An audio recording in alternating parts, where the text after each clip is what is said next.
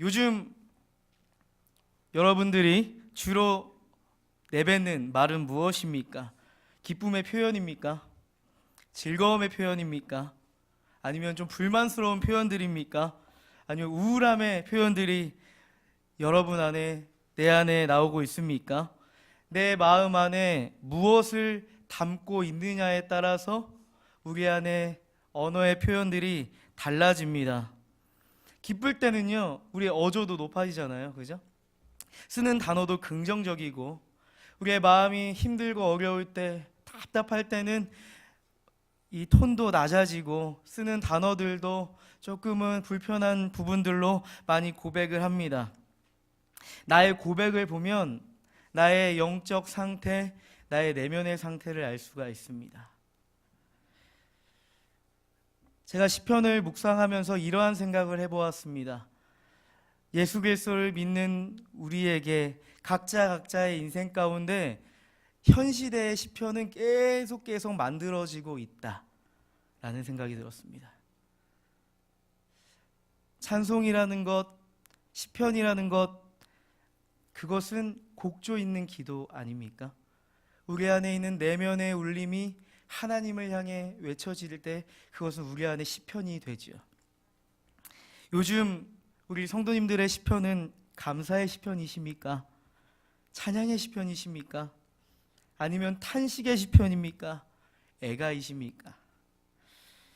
오늘 살펴볼 시편은요, 다윗의 시편입니다. 다윗의 시편, 특별히 오늘 시편 57편을 보면요, 다윗의 내면과 다윗의 상황, 그가 어떠한 상황 가운데 있는지 우리는 알 수가 있습니다.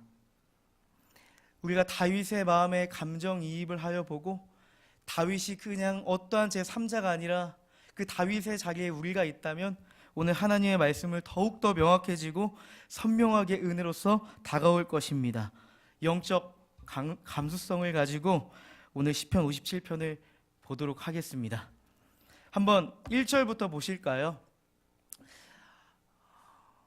시편 57편의 그 다윗의 고백 가운데 다윗의 상황이 잘 나타나여 있는 그런 단어들이 있습니다. 1절을 보시면 어떠한 단어일까요? 어떠한 단어가 눈에 띄십니까? 맞습니다. 지금 다윗은 정확하게 어떠한 일 때문에인지 모르겠지만 그는 지금 재앙 가운데 있다. 이 재앙이라는 특징을 아시죠? 내가 피할래야 피할 수 없는 그러한 재앙 가운데 있다는 것을 고백하고 있습니다. 2절을 한번 보실까요? 다윗의 그 고백 가운데 어떠한 표현이 있습니까? 부르짖음. 지금 다윗은 하나님께 그냥 가만히 있을 수 없는 그런 상황입니다. 하나님께 부르짖을 수밖에 없는 그런 상황입니다. 주여라고 부르짖을 수밖에 없는 그런 상황입니다. 3절 한번 보실까요? 네. 다윗은 지금 어떠한 상황 가운데 있습니까? 그렇죠. 누군가 나를 지금 삼키려 하고 있고 누군가 지금 나를 비방하고 있습니다. 사절을 한번 읽어볼까요? 4절을 보시면 지금 다윗의 영혼이 어디에 누워 있습니까? 사자들 가운데 있고 지금 사실 불이 난다고 한다면 그 자리에서 벗어나야죠. 도망쳐야죠. 근데 지금 다윗은 불 사르는 자들 가운데 누워있다 라고 표현하고 있습니다. 그는 지금 사면초가의 위기 가운데 있다라는 것을 우리는 알 수가 있습니다. 지금 6절을 한번 5절이죠? 네, 6절입니다. 6절 한번 읽어보도록 하겠습니다.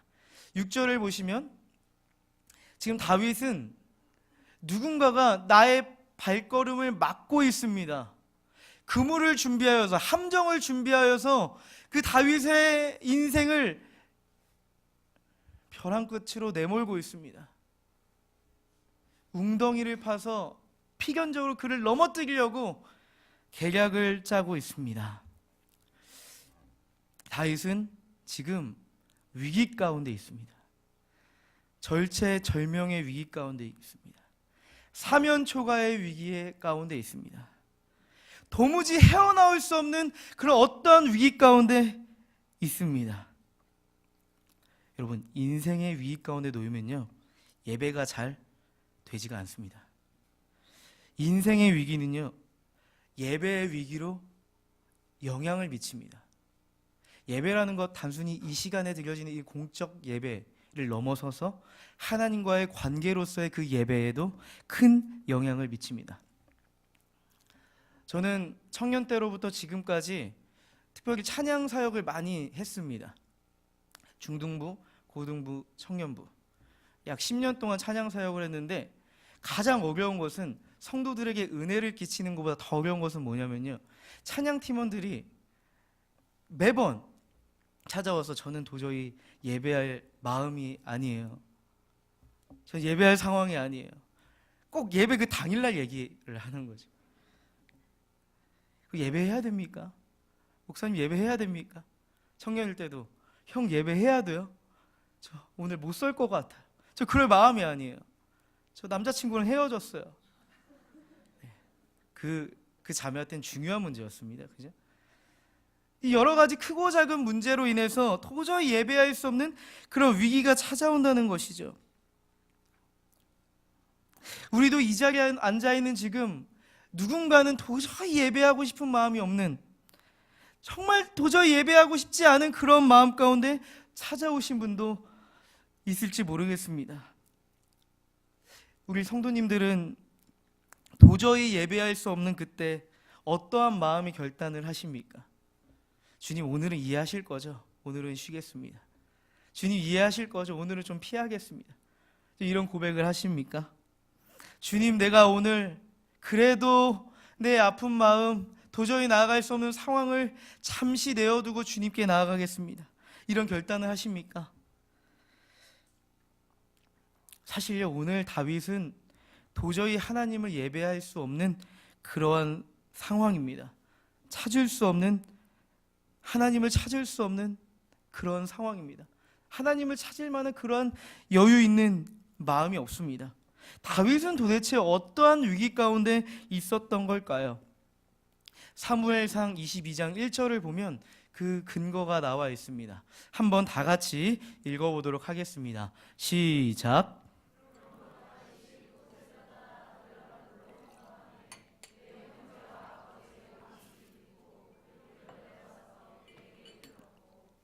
네, 다윗은 지금 사울 왕의 쫓김으로 인하여서 아둘람 굴로 도망했습니다. 그러니까 현재 다윗은 아둘람 굴에 있습니다. 시편 57편 서두에 보시면 다윗이 사울을 피하여 굴에 있던 때에 라고 써 있습니다. 오늘 시편 57편의 이 고백은 다윗은 그 컴컴한 아둘람 굴에서 언제 사울이 나를 쫓아서 그 굴을 파고들어서 나를 죽일지 모르는 그런 상황 가운데 드리는 곡조 있는 기도다, 하나님께 드리는 그의 고백이다 라고 볼 수가 있습니다. 지금 다윗은 가만히 앉아서 하나님을 바라보면서 예배할 수 없습니다. 불안합니다. 두렵습니다. 언제 죽을지 모릅니다. 사울이 자신의 왕으로서의 직무를 다 멈추고 모든 군사를 동원해서 다윗을 뒤쫓고 있기 때문입니다.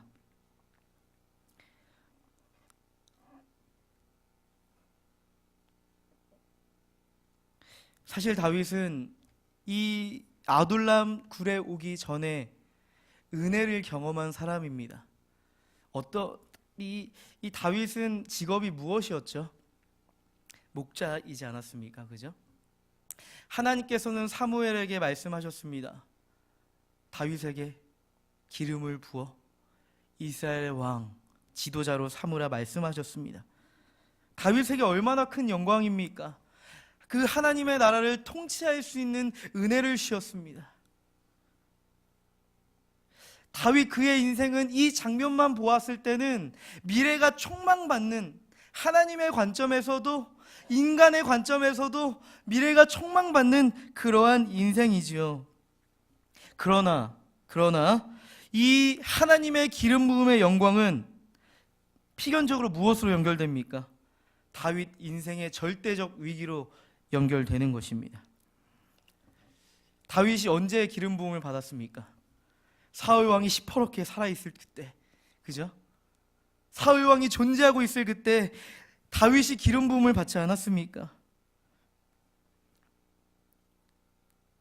이 교만한 사울 왕, 기름 부음 받은 그 다윗을 가만 놔둘 리가 없습니다. 사울은 모든 일을 제쳐두고 다윗을 죽일 참입니다. 여러분이 다윗이라면, 내가 다윗의 상황이라면 여러분의 심정은 어떠하시겠습니까? 그냥 두렵다라고 표현하기에는 부족합니다. 어찌할 바를 몰라 무엇을 해야 될지도 모르겠고 내가 여기서 어떻게 벗어날지도 모르겠는, 차라리 내가 물을 수만 있다면 하나님의 그 기름 부으심 난 필요 없어요. 주님, 나는 이스라엘 왕 같은 거 애초에 관심 없었어요. 그냥 난 목자의 삶으로 돌아갈 거예요. 그렇게 고백하고 싶지 않겠습니까? 우리의 인생은 끊임없이 크고 작은 위기에 처합니다. 그리고 때로는 예측할 수 없는 그 위기로 인해서 두려움에 사로잡힐 때가 있습니다. 이러한 인생은 그리스도인에게도 피할 수 없는 인생입니다. 그리스도인도 결코 그 위기의 절벽을 피할 길이 없습니다. 그리스도인도 절체절명의 위기에 처합니다. 그리스도인도 감당할 수 없는 어려움이 찾아옵니다. 예수를 따르는 자들이나 예수를 따르지 않는 자 모두 우리의 인생 가운데 위기를 원하는 사람이 있습니까? 모두 피하길 원하고 될 수 있으면 그 위기가 나에게 찾아오지 않기를 바랍니다. 그러나 이 그리스도인의 포커스는 단지 하나님께 간구할 때, 주님, 내 안에 위기가 없도록 하여 주십시오. 내가 위기를 피할 수 있도록 하여 주십시오. 이 선이 아니라 그리스도는 그 위기의 상황 가운데 내몰렸을 때 그 상황을 어떻게 돌파할 것인가, 하나님으로 말미암아 내가 그 위기 가운데 어떻게 그 위기 상황을 돌파할 것인가, 내가 어떻게 반응할 것인가, 내가 그것을 어떻게 해결할 것인가, 그것이 핵심 포인트입니다. 오늘 이 시편을 보면 다윗이 이 절체절명의 위기 가운데 이 위기 상황을 어떻게 돌파했는지 고백하고 있습니다. 한번 1절 말씀, 이것이 나의 고백이라고 생각하시고 한번 다 같이 읽어보도록 하겠습니다. 읽어보겠습니다. 시작. 하나님이여, 내게 은혜를 베푸소서. 내게 은혜를 베푸소서. 내 영혼이 주께로 피하되 주의 날개 그늘 아래에서 이 재앙들이 지나기까지 피하리이다. 아멘. 여러분이 다윗이라면 이 고백을 하실 때, 주님, 제게 은혜를 베풀어 주세요 라고 이야기하시겠습니까? 그 창자가 뒤틀리는 애통함을 가지고, 주여, 나를 불쌍히 여겨 주시옵소서. 주여, 내게 은혜를 베풀어 주시옵소서. 주님, 이 재앙이 지나기까지 내가 주님께 피하고 싶습니다.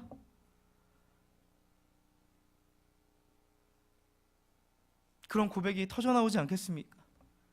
주님, 내게 은혜를 베풀어 주십시오. 오직 지금 피할 길은 다윗에게 하나님의 은혜밖에 없습니다. 다른 길은 없습니다. 다른 누구의 도움도 없습니다. 오직 한 길, 은혜, 그거밖에 구할 수 없는 그러한 상황입니다. 그가 할 수 있는 것은 어떤 화려한 기도가 아니라 오직 주님의 은혜를 갈망하고 부르짖음, 그거 하나밖에 없습니다. 지금 다윗은요, 그냥 어떠한 신앙적인 아름다운 미사여구 그 피난처가 아니라, 진짜 다윗은 지금 피난처가 은혜 주시는 그분 하나님밖에 없는 거예요. 피난처는 한 분, 주님밖에 없는 거예요. 그런 상황인 것입니다. 저는 20살에 회심을 했습니다. 3살부터 교회는 다녔지만 그냥 출석 체크하는, 가장 늦게 와서 가장 일찍 가는 그러한 기도가 필요한 어린이였고 청소년이었습니다. 그러다가 정말 하나님의 그 은혜 가운데 저희 가정이 믿음의 가정이 되면서 저도 20살에 회심을 하게 되었습니다. 사실 경찰이 되려고 경찰행정학과를 갔고, 또한 제가 청소년 시절에 그런 어려운 집안의 상황들, 경제적인 어려움, 안정적이지 못한 어려움으로 인해서 내가 경찰이 되어서 우리의 가정에서 장자로서, 장남으로서 내가 해야 될 역할이 있겠다. 내가 이 경제적인 부분들, 안정감들 내가 자녀로서, 장남으로서 내가 기여를 해야겠다, 그렇게 생각을 했었는데 어느 날 하나님께서 저에게 부르심을 주시는 거예요. 뜻밖의. 어느 날 기도를 하는데 한 번도 경험하지 못했던 하나님의 그 내면의 울림이 저에게 찾아왔습니다. 이것은 단순히 그냥 순간적으로 찾아오는 감동이 아니었습니다. 불가항력적인 하나님의 내면의 울림이었습니다. 아직도 죽어가는 자들이 이 땅에 많은데 누가 갈 것인가 하는 하나님의 그 내면의 강력한 울림이었습니다. 하나님, 저에게는 아직도 갚아야 할 학자금 빚이 많아요. 주님, 제가 장남으로서 해야 될 의무가 남아있어요 라고 하기에는 하나님의 그 선명한 메시지가 제 인생, 제 전인을 완전하게 지배해버렸습니다. 저는 의심했어요. 하나님, 저는 그럴 만한 그릇이 아닙니다. 저는 아무것도 아닌 그냥 일개 청년일 뿐입니다. 그냥 내가 회심하고 나서 어떠한 신앙적 카타르시스, 그것을 내가 느꼈나 보다, 그렇게 마음 먹고 싶었습니다. 근데 1년이 지나도 제 마음은 계속 그 하나님의 울림으로 불이 타오르는 거예요. 죽어가는 영혼들, 아직도 주님 알지 못해도 죽어가는 자들이 막 제 안에서 들끓는 거예요. 다들 스펙을 쌓고 경찰 시험을 보기 위해서 준비하고 있는 그때 말이죠. 저는 그 부르심이 목회자라고 전혀 생각하지 않았습니다. 오히려 목회보다는 평신도로서 내가 복음을 전하는 그러한 사역자가 되어야겠다, 그렇게 생각을 했습니다. 근데 막상 말씀을 제가 알지 못하는 거예요. 내가 죽어가는 자들을 살리려면 내 안에 말씀이 있어야 되고, 내 안에 진리가 있어야 되고, 내 안에 이 세상을 분별할 수 있는 힘이 있어야 되고, 내가 복음을 전할 수 있는 능력이 있어야 되는데 그게 없더라고요. 그래서 제가 100일 만에 성경을 읽어버렸는데 더 모르겠는 거예요, 성경을. 그래서 제 모교에 제가 오래 다녔는데 20년 정도 다녔는데요, 가서 목사님한테 성경을 알려달라고 하니까 제가 보니까 사역이 너무 바쁘셔서 저에게만 성경을 알려주기에는 너무 한계가 있어 보였습니다. 그래서 고민을 하다가 제가 듣게 된 것이 무엇이었냐면, 그 총신대학교 신학대학원을 준비하는 무리가 있다더라, 그 전도사들의 무리가 있다더라 해서 청년인 제가 그 자리에 갔습니다. 저는 이제 목회자가 목적이 아니었고 신대원 입시가 목적이 아니었기 때문에 가서 성경만 3년 동안 공부를 했습니다. 취업을 해야 할 그때, 빛을 가봐야 될 그때 성경을 3년 동안 보고 있었던 거예요. 3년이 지난 어느 날 아버지가 저를 가만히 부르셨습니다. 아버지도 처음에는 말문을 열지 못하시고 저에게 말씀하셨는데, 유은아, 지금 3년이 지났다.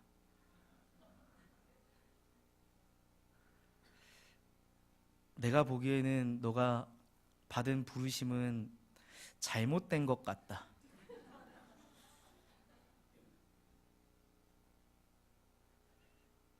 너가 부르심을 받았어도 네 안에 성경을 향한 또한 열심이 없었든지 너는 그럴 만한 그릇이 되지 않는 것 같다. 만약에 이번에 너가 신대원 입시에 합격하지 못한다면 너는 여기서 그만하는 것이 좋겠다 라고 저에게 말씀하시는 거예요. 사실 저는 신대원 입시에 관심이 없었습니다. 그냥 성경만 3년 동안 봤던 거죠. 근데 부모님 입장에서 답답하잖아요, 그죠? 그리고 제 안에 한 가지 상처가 있었는데 무엇이었냐면 저한테 여동생이 한 명 있습니다. 제 여동생이 인터넷 쇼핑몰을 하고 있거든요. 그 당시 인터넷 쇼핑몰을 런칭을 했는데 너무 잘 되는 거예요. 그럼 제가 감사하고 제가 하지 못한 그 장남의 몫을 잘하고 있으니까 하나님께 감사해야 되는데 제 안에 그것이 열등감이 되는 거예요. 내가 해야 될 것을 내 동생이 하고 있다 라는 생각이 드니까 제 가정 안에서 제 입지가 너무 작아진 느낌, 내가 하나님을 향해선 열심히 달려가고 있는데 가족 안에서 내가 할 수 있는 게 없는 느낌이랄까요? 그런 마음이 제 안에 있었습니다. 제 마음은 다 주저앉아 버렸습니다. 하나님, 이러실 거면 부르시지 말지, 이럴 거면 그냥 교회 안에서 열심히 하는 청년으로 내버려 두시지 왜 나를 부르셨습니까? 그래서 막 마음이 쫓기는 거예요. 다윗과 같이 뭔가 빨리 이제 승부를 봐야 될 것 같은, 뭔가 빨리 결과물을 내야 될 것 같은 그러한 절벽에 서 있는 그런 느낌이었습니다. 더 이상 공부를 할 수 없는 그런 무너진 마음이 되어버렸습니다. 그래서 저도 다윗과 같이 내게 은혜가 필요하구나, 그래서 골방에서 기도를 하기 시작했습니다. 근데 하나님께서 기도하게 하셨던 것은 되게 단순했어요.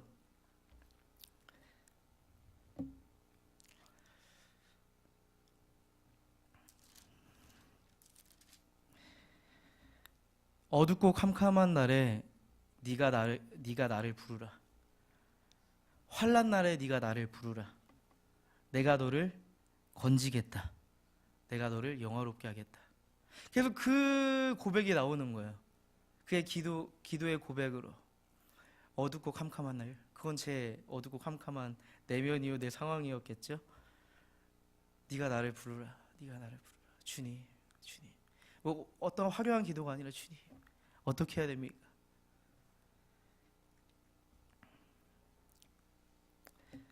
이런 고백이 계속 터져 나오고 급기야 저도 시편을 쓰게 되었습니다. 멜로디까지 붙여지게 되었습니다. 한번 불러볼까요? 네, 한번 G 한번 눌러주시겠어요? 어둡고 캄캄한 날에, 그 환난 날에 네가 나를 부르라. 어둡고 캄캄하여 보이지 않는 그날에 나를 부르라. 내가 너를 건져 내리라. 내가 너를 살려 내리라. 너를 통하여 내가 영광 받으리. 너를 통하여 영광을 취하리니.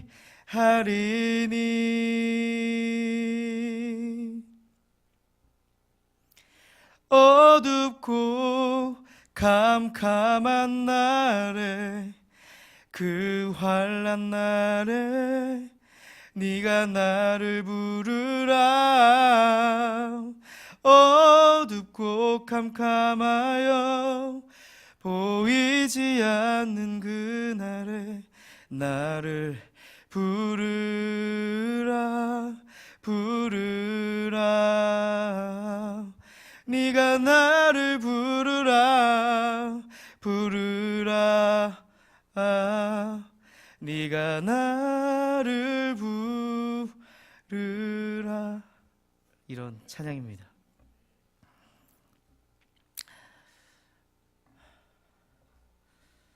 그냥 제가 너무 힘들어서 이런 고백을 했다 싶었습니다. 근데 어느 날 제가 시편을 읽다가 시편 50편 15절 말씀을 읽게 되는데 깜짝 놀랐습니다. 그냥 전율이 오는 것 같았습니다. 정말 놀랐습니다. 왜냐하면 제가 했던 기도가 시편의 고백이었기 때문입니다. 제가 한번 읽어드리지요. 환난 날에 나를 부르라. 내가 너를 건지리니 네가 나를 영화롭게 하리라. 이 고백이 담겨 있었습니다.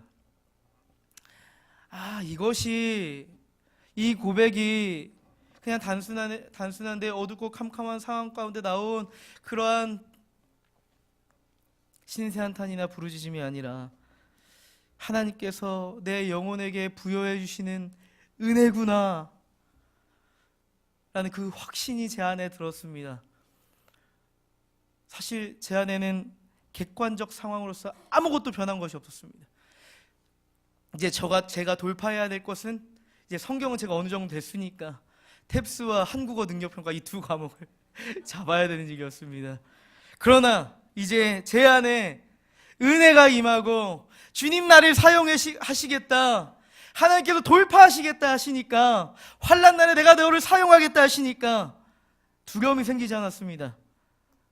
제 안에 있었던 동생을 향한 그 열등감도, 아버지가 권고했던 그 사나운 말도 제 안에 다 사라지고, 그 은혜가 나를 이끌 것 같은 그런 강렬한 확신이 제 안에 사로잡게 되었습니다. 그때 저는 깨달았습니다. 역시 피난처는 우리 주님밖에 없구나.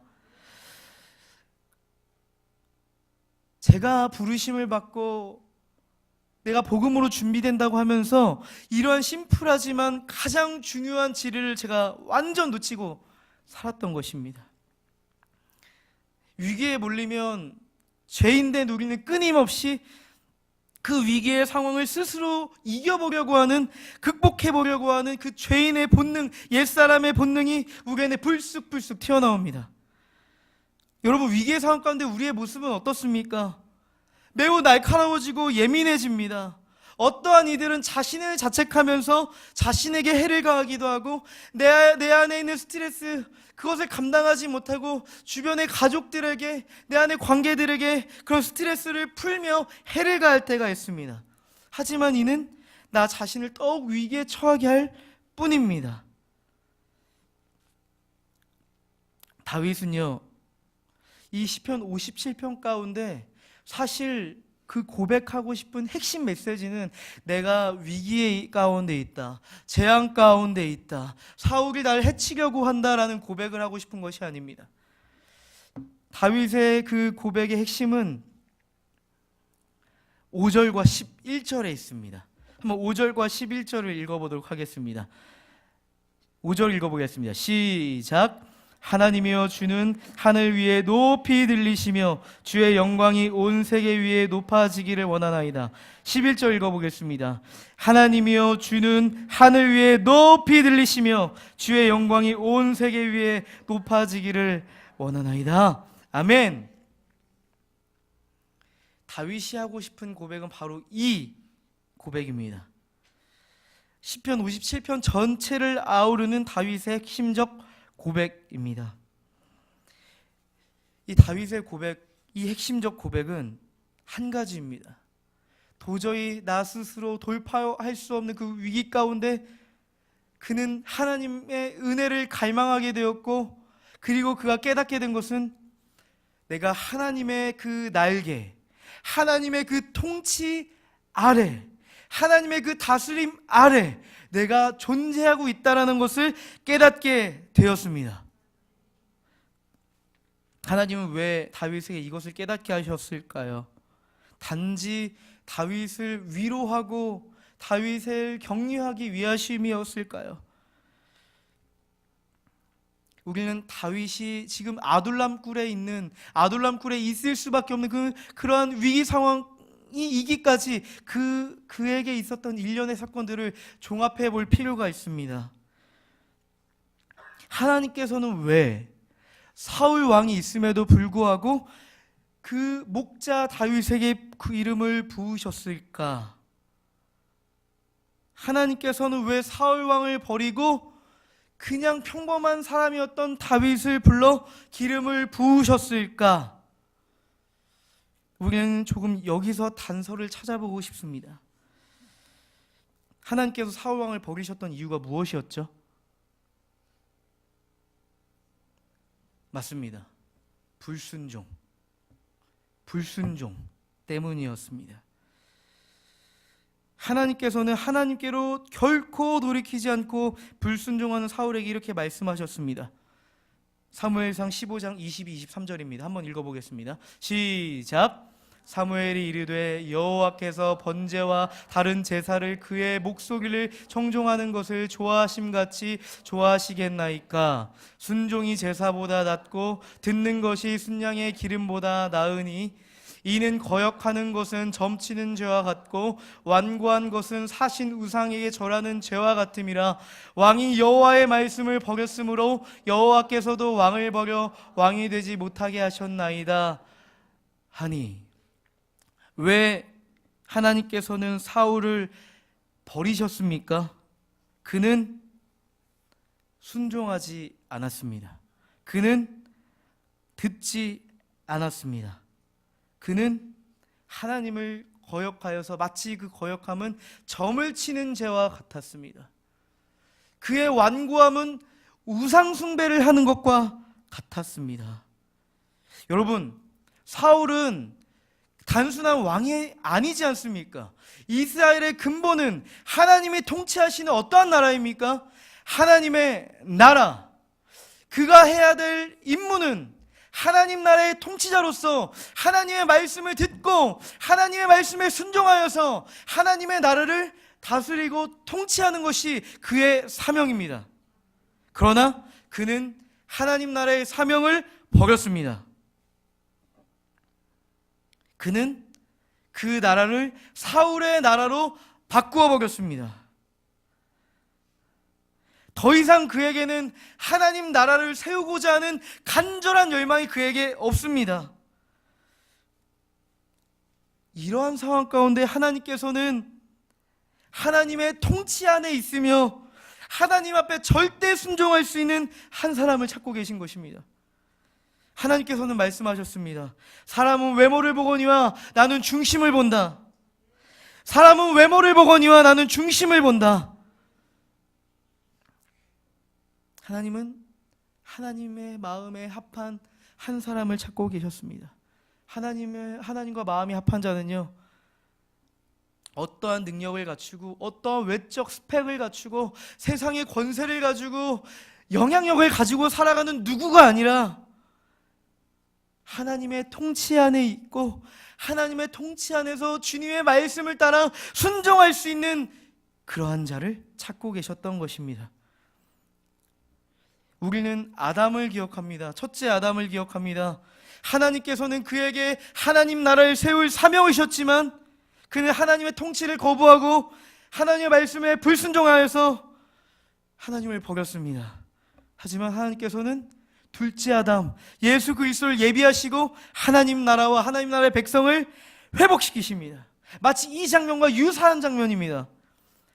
하나님께서는 사울의 불완전함, 하나님과 마음이 합하지 않음, 하나님의 통치를 거부하고 하나님을 거부하고 불순종하는 그를 보시고 다윗을 예비하시고 하나님 나라를 회복해야겠다, 내가 하나님의 백성을 회복해야겠다, 이 회복을 선포하시는 것입니다.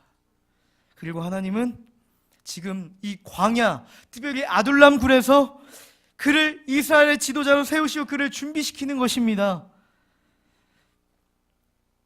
하나님께서는 철저히 다윗을 이스라엘의 통치자, 하나님 나라의 사명을 감당해야 할 그러한 마음이 합한 자로 연단시키고 있습니다. 그리고 다윗이 고백합니다. 우리가 많이 부르는 찬양이잖아요, 그죠? 함께 불러볼까요? 내 영혼이 확정되고 확정되어 싸우니 믿음에 눈 들어 주를 바라봅니다. 내 영혼이 확정되고 확정되어 싸우니 믿음에. 우리 다시 한 번 더 고백해 볼까요? 우리가 다윗 시대의 심정을 가지고 내 영혼이 확정되었습니다. 내 영혼이 확정되고 확정되어 싸우니 믿음의 눈. 이 시간 주님을 바라보고 있습니다. 내 영혼이 확정되고 확정되어 싸우니 믿음의 눈 들어 주를 바라봅니다. 지금 다윗의 영혼은 확정되었습니다. 하나님의 그 통치함, 하나님의 그 다스림 가운데 그의 눈은 하나님의 은혜를 바라보게 되었고 그는 고백하게 된 것입니다. 내 영혼이 확정되었다. 이건 의지적 표현이 아닙니다. 내가 발버둥 치고 내가 내 영혼이 주님께 확정해야지, 이게 아니라 그는 그리스도의 통치 앞에 굴복이 되어버린 겁니다. 무릎을 꿇게 된 것입니다. 내 안에 두려움도 다 버릴 수 있고 내 안에 헛된 마음도 다 버릴 수 있고 오직 나를 구원하신, 나를 통치하시는 그분께 내 영혼이 굴복되고 확정되고, 영어로 보면 픽스, 고정된 것입니다. 사울의 쫓김 가운데 흔들려가던 그 믿음이 그리스도의 통치함으로 말미암아 다시 한번 그 망치로 고정돼 버리는 그것을 상상해 보시길 바랍니다. 히브리서 기자도 이렇게 고백하지 않습니까? 히브리서 12장 2절 말씀입니다. 한번 다 같이 고백해 보겠습니다. 시작. 믿음의 주요 또 온전하게 하시는 이인 예수를 바라보자. 그는 그 앞에 있는 기쁨을 위하여 십자가를 참으사 부끄러움을 개의치 아니하시더니 하나님 보좌 우편에 앉으셨느니라. 아멘. 믿음의 주요, 믿음의 창시자요, 또한 온전케 하신 이인 예수를 바라보자. 이 바라보자도 픽스입니다. 우리의 시선을 고정하자. 우리를 구원하시고 우리를 둘째 아담으로서 하나님 나라를 회복시키신 그분을 바라보자.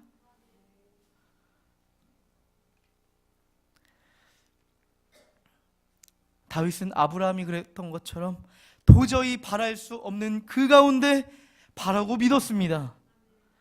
여전히 객관적 사실은 변한 것이 없습니다. 여전히 그는 사울이 찾아오면 죽을 수밖에 없는 절체절명의 위기, 사면초가의 위기 가운데 있습니다.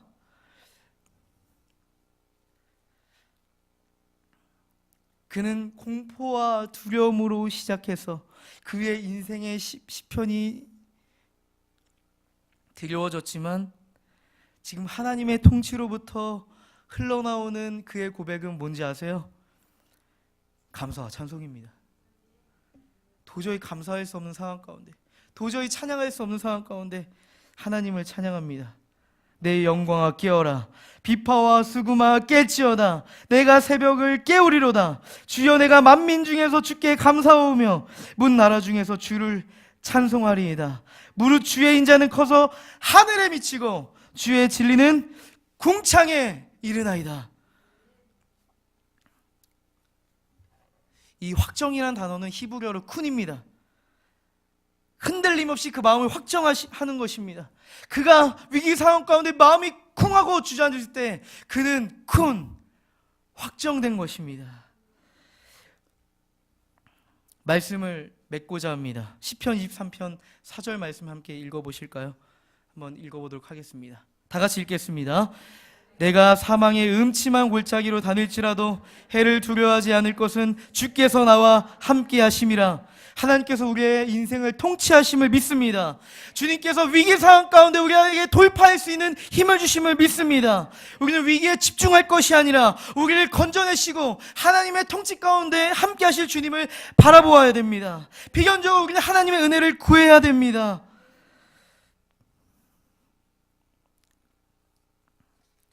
다윗의 결말 다 아시죠? 그는 사울에게 죽고 말았습니다. 그죠? 그의 마음은 터져버렸습니다. 속이 답답해서 그의 마음은 터져버렸고 사울에게 찢김을 당해버렸습니다. 그죠? 아니지 않습니까? 다윗은 은혜 가운데 이스라엘을 회복시키는 왕이 되지 않습니까? 여러분, 내가 위기 상황에 있다고 우리는 그 절벽에서 밀어 던져지지 않습니다. 실패로 끝나지 않습니다. 우리는 결론을 아는 싸움을 하고 있습니다. 믿음의 길을 가는 우리의 인생은 어떠한 어려움이 찾아올지라도 최후 승리는 확정인 줄 믿습니다. 그 근거는 내가 아니라 믿음의 주요 온전케 하신 이인 오직 그리스도 안에 있음을 믿음으로 선포합니다. 할렐루야. 우리 함께